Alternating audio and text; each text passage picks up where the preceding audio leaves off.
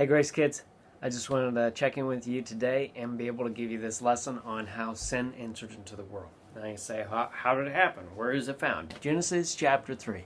So if you want to look that up and read through that chapter with your parents, that'd be awesome. But I'm going to summarize it for you, okay? So as you look through Genesis chapter 3, you'll find out about how God created the universe. In Genesis chapter 1, he created mankind. And as he goes through and relays all this and how it's all been good, that God created the Garden of Eden for Adam and Eve to live in and to take care of, to hang around with animals, and the relationship was good with God, and there was no sin, there was no hating, there was no issues with bullying, there was no lying, there was no cheating, there was no all of this sin around them, there was no problems. There was no coronavirus, okay? And so as we're getting into Genesis chapter 3, you find out that God created this garden for them to live in. There was no sin. And yet, God gave them this command. They said, don't eat of the tree of the knowledge of good and evil. Just one tree that they couldn't eat from. Everything else, they could. Their needs were met. They were taken care of. It was a great time. It was a perfect place. You just couldn't eat of one tree. All of a sudden, the serpent showed up. And this was the most subtle, most cunning out of all the animals that showed up. And it was actually Satan that's there, and he's there to tempt Eve. And he goes and he says, are you sure God gave this command? And Eve, oh yeah. Yeah, he said, don't even touch the tree. Otherwise, you're going to die. Now, that was a little add-on into the rule that God had actually given. He says, don't eat of it, otherwise you'll die. And Satan says, no, you're not going to die. I don't think you'll die. In fact, you'll become more like God. You'll be like God, when you can know good and evil. Now, all of a sudden, Eve believed this lie. And she put herself first, rather than what God had asked her to do, commanded them to do, and she ate of the fruit. She handed it over to Adam. Adam ate the fruit. All of a sudden, they realized, here's an issue. There's shame. Why? Because they were actually naked. I mean, there wasn't any need for the clothes in the garden, because that's how God created it. There was no shame there. That's just the way that God had set it up, and yet they realized that there was an issue all of a sudden. They were afraid, so they ran and hid. And God shows up in the garden to walk with them. Where are they at? Where are they at? Well, God knew where they were at. And finally, Adam and Eve came out and said, well, we were afraid. We were naked. God says, well, how did you know that you were naked? And then all of a sudden, it all came out. Guess what? Sin happened. There was also a curse that happened.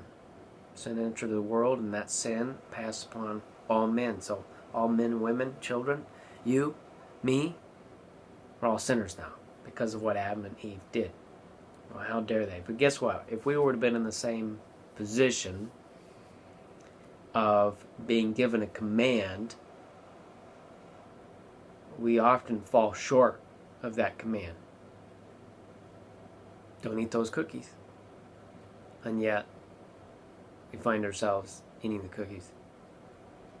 Don't stand up on the couch. And then all of a sudden, kids are standing up on the couch and jumping when they know that they're not supposed to. I mean, we fall short of this. So all of a sudden, everything was distorted. Now, you can get on, ask your permission from your parents, but you can get on, and a lot of times there's certain filters on the camera, on your phone, a cell phone, that you can look and it'll twist your face and distort it and make the center of your face skinny and the top of your head fat and all these different things. And I know you're probably saying, well, that's just normal for Pastor Taylor. Yeah, thanks a lot. But here it is. It distorts the image here. It distorts what's going on. It messes it up. Guess what? Sin messed up the world. But Adam and Eve chose to sin. They chose to believe that God wasn't good enough. And they wanted to eat that fruit. And you say, okay, so what's going on here? Well, the big question that we presented to you in the last few lessons was, who is God? And the answer is, God is our, what? Creator and King. We got to realize that, because here God created the world, created mankind, and He's our King. He's our authority. Who's boss? Definitely not you.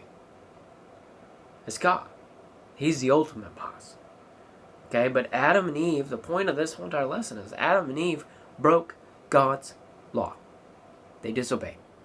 And their sin separated them from God. Now, how does Christ connect to all this? Well, after Adam and Eve sinned and they realized that they weren't clothed, God used an animal, sacrificed this animal, in order to take the skins and make clothes for Adam and Eve, to cover them and their shame. Well, Christ actually came in the New Testament. We see that, for God so loved the world that He gave His only begotten Son, that whosoever believeth in Him should not perish but have everlasting life. John 3:16. We see that Christ came to be sacrificed for us, so that we might be cleansed. Not just covered, but cleansed.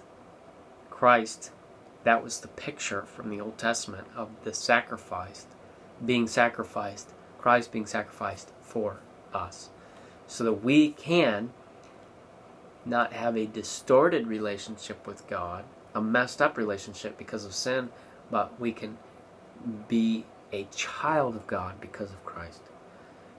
So here's the beauty of all of that. Ever since sin came into the world, sin is passed. Everyone inherits that sin nature. We all fall short of the glory of God and God's perfection. We can't get into heaven on our own. We need Jesus, who's that sacrifice. Now, God loves us, despite when we do things that are wrong.